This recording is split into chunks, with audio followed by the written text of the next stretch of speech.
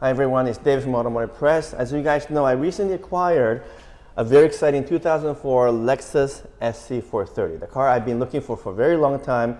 It's in great shape with a very low mileage, but it needs to be overhauled in the sense that the paint job, the interior and so forth need to be reconditioned. And I always come to Curtis at Unique Detailing for that job. I've done many vehicles with Curtis because he just knows exactly what to do with the paint job and the glass and the headlights and so forth. So I'm going to ask Curtis to kind of walk us through what you would do to recondition an older car. This is 20 years old, and when he's done with it, it's going to look like a brand new car, maybe better than brand new. And we even have another customer's car, an older Audi TT, also in great shape. Kind of interesting to have both of these vehicles side by side. Both are early 2000 vehicles. But let's focus on my SC430. Curtis, thank you again for taking care of my car. Yeah. It's going to be my potentially a daily driver, but for now I can't wait to see it being reconditioned to a new standard. So walk us through what you would do to the exterior, maybe a little bit on the interior and so forth. Firstly, it's always a pleasure working on your cars, Dave. You always bring some fun stuff into the shop. This particular vehicle is in great shape. There's minor things that we're going to address, like small stone chips and imperfections throughout the paint. There is some kind of oxidation happening on the headlight. This color does kind of hide things a lot, but there is a lot of light swirls that are not so prominent, but they are noticeable under the right light condition. So we've already washed it, decontaminated it, clay barred it. We will be doing a paint correction. I still have to tape off all of the moldings and sensitive areas on the vehicle before polishing. And then I've found a couple of areas of more concern where there's some deeper scratches that we will probably be wet sanding down to try to remove those completely.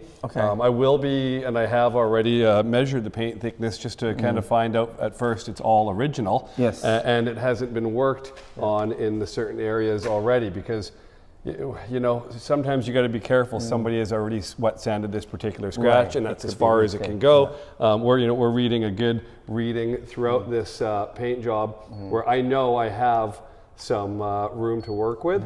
And you're using mills, right? Yeah. So it's I tend to use microns, but yeah, this gives me an idea of the overall paint and clear coat thickness. Yes. So it's a handy tool to have. So like I said, we'll be doing some wet sanding, some paint correction, some touch up, and then we'll be doing a graphene coating on here. Right. The interior is in very good shape, so we'll be careful to just clean it with a sensitive matter with a neutral pH chemicals, and nothing greasy and shiny, more so just a safe clean and a satin condition. All right. You don't have to apply like a special leather conditioning or anything? Yeah, so we would be doing the leather conditioner in here, but it is again not a really greasy, shiny conditioner. It's more of that satin original look. Yes.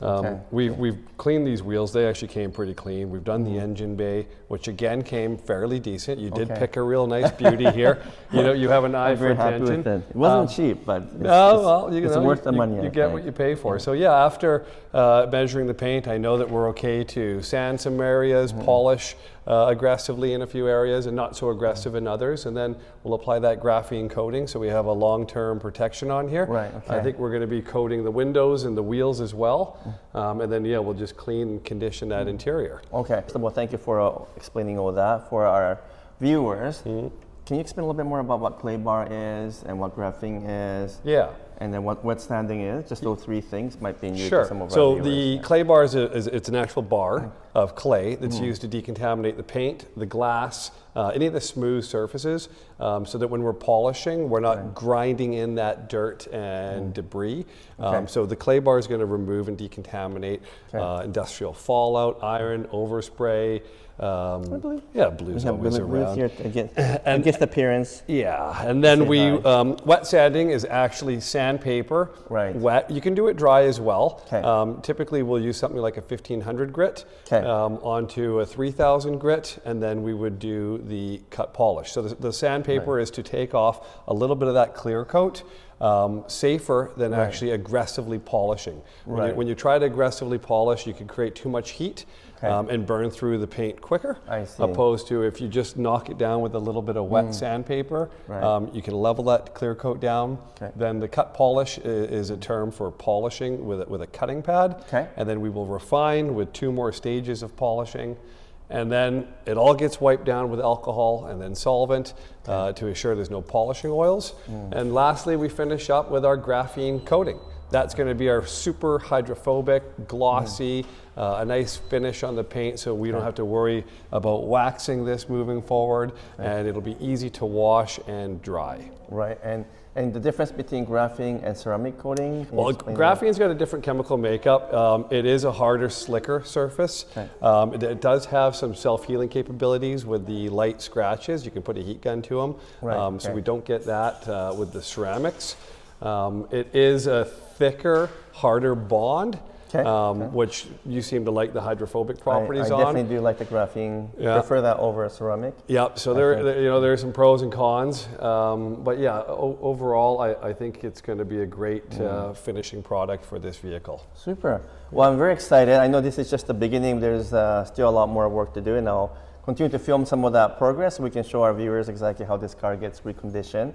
I know some people might be concerned about like wet sanding and actual paint. I know like I would never do that, even though I know how to recondition a car. I'll have to leave it to an expert.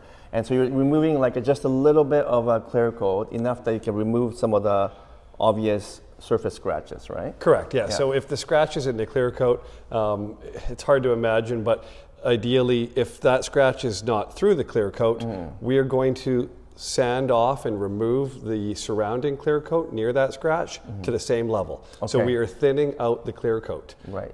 When that clear coat is thinned out, it's going to be more level with that scratch. So that it removes the scratch. But it's a fine line because we have to measure and make sure we don't go through the clear coat in the sanding and polishing process. Right. When you apply the graphene coating, so it bonds with the paint. So it kind of provides an extra protection even if you thinned out the clear coat. Exactly. Right? Okay. That's right. All right. All right. So I think we're going to show a little bit more as we go along here. This is just again beginning of the whole process. I absolutely love the ST430. We'll see it come to life. It's already in great shape just after clay bar and washing, and there's more to come. So stay tuned, and I'll continue to give you guys some updates on what's going on with my ST430. And say goodbye, Blue. Say goodbye. He's literally saying goodbye.